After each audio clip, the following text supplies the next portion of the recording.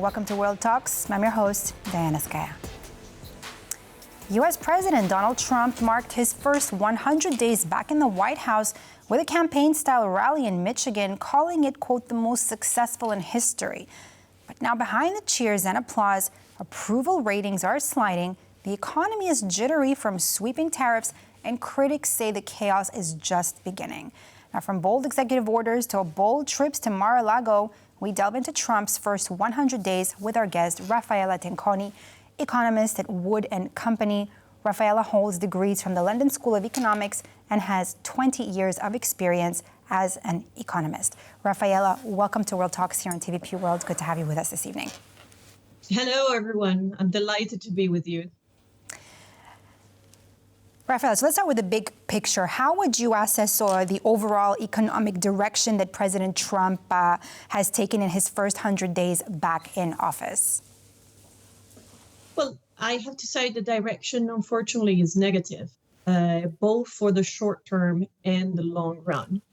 Because what you see, we had Q4 GDP data Q1, the first estimate, and you could see that the economy contracted. This is the first impact of the tariff, but reality is that you will see as the coming year unfolds, you will see the broader implications of the Trump policies, which on the one hand will slow down their own domestic demand. They will slow down their very important AI cycle, and they've undermined the credibility of the U.S. and the role of the U.S. in the global order. So that also means higher interest rates for the U.S. So to me, the balance looks clearly negative. Raffaella, you just mentioned about a broader implication, but now I want to ask you, maybe you can give us the details on how it's going to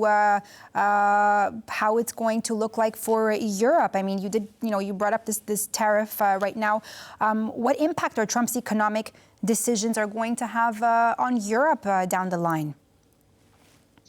So, I mean, the tariff impact, of course, is a drag on Europe. I mean, of course, we'll need to see how the ultimate negotiations evolve. But what we know as of today is that the effective tariff on European goods will go from very low to double digits. So especially cars, as well as other sectors, will inevitably see higher cost and lower demand for the US. We already have some preliminary data for April. And to be honest, the balance is not too bad. If you're talking about the Eurozone, economic expansion will go, rather than being close to 1% this year, will probably be closer to 0.5%. If you look at Central Europe, again, you're probably shaving off 0.5% to GDP, but it's certainly not enough to trigger a recession. Of course, the tariff happened after the US had already made clear that they want to take a more inward-looking foreign policy stance. They are not going to provide the same support through NATO of Europe, so Europe has to increase defense spending. So that actually has an immediate growth positive effect for Europe. US, in this inward-looking shift, it's also considering withdrawing or changing its influence on the IMF and the World Bank. So it's in changing the relative equilibrium in the world. And this, for Europe, could be an opportunity if Europe maintains its strong principles. It could actually be a massive beneficiary in terms of capital inflows, or it could destabilize Europe if it begins to split. What about American investments in Europe? Have you seen any changes in that in the past 100 days? I mean, on margin within the perimeter of my profession, so I'm a financial analyst, I deal with institutional investors on a daily basis. We clearly see more US interest in Europe across the board, developed and developing. So it has been definitely positive. And the expectation is that this interest will rise because the flip side of this mechanism is dollar will depreciate. It has already depreciated within the first 100 days. And we expect it to materially weaken further in the next 2 years. I am thinking somewhere in the range of over 20% depreciation from where we are now. So it is going to shift US interest into Europe in order to maintain capital levels. Raffaella, let's talk about Trump, along with Elon Musk, in the beginning, significantly downsized the federal government. I mean, they've slashed funding for organizations, scientific research, and the media, including Voice of America, Radio Free Europe, and so on. Now, what are some short and long-term impacts that of firing those large number of federal workers? How is that looking? So I want to first answer your question with a bit of an original angle, because I don't want to come across as being necessarily negative about everything that Trump has done. Look, the concept of introducing AI to improve the efficiency of the public administration, which is what DOGE was trying to do, is an interesting and first experiment really at the global level. So I want to give them credit for trying. But the implementation of this exercise, and probably the original intention in any case, was very clumsy. So they've, not only they've cut in order to cut costs, but they have cut things that they then realized was actually necessary. And especially in the last few weeks of operation, their cutting costs are very arbitrary, as in, rather than maintaining the sanctity of a contractual agreement, the US has decided that unilaterally is not going to fund, for example, many projects on healthcare research.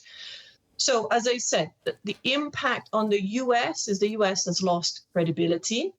So internationally is going to have to pay more to fund itself. Long term also, but this is starting already, it's losing research capacity because there are a lot of projects, essential projects, that are being disrupted. And so some of these funds or researchers will go abroad. We already see an outflow of actual academics into Europe. The budget in itself in the near term certainly is going to have some savings. I mean, DOGE estimates that about $160 billion of savings have been generated. Some more will be delivered through the budget process. But the US debt stock is so large these days that as the economy decelerates further, because some unemployment will be created in the next months, the budget deficit will balloon because of that, because it's going to lose revenues as people consume less. So to give you a sense of what we're really talking about, we estimate that with the tax cuts that the Trump administration is planning to do, plus the slowdown effect of the economy, the budget deficit of the US next year could hit 9% of GDP. It's already very large at over 6% of GDP, but these are numbers that you see in an emerging market that is heading for a financial crisis. I mean, what would you say at the same time, though? I mean, he has shown, a significant desire to negotiate other dozens of bilateral deals with Europe. What can you tell me about that? Well, certainly he's willing to negotiate, and what the tariff rates that were announced at the beginning of April are probably too high to be sustainable, and the settlement will be lower than that. I mean, I can only tell you that from the experience of Brexit, for example, renegotiating trade deals, even if it's only a tariff level, which in any case require quite an insight on the trade flows, it's an extremely complicated process for any administration. So the risk is that either after the 90-day expiry process of this review, either they will agree to a new tariff level that has been relatively roughly analyzed, or the process could carry on significantly longer if they're really getting into the tediousness of trade policy. So what I can infer is that the magnitude of the task that they've set to do is very large. For any administration in the world, it's very, very difficult to optimize these kind of things quickly. How do you think that the entire situation that has unfolded would impact Poland, for instance? How would it affect Poland's economy and what's happening in our part of the region and its ties with the United States?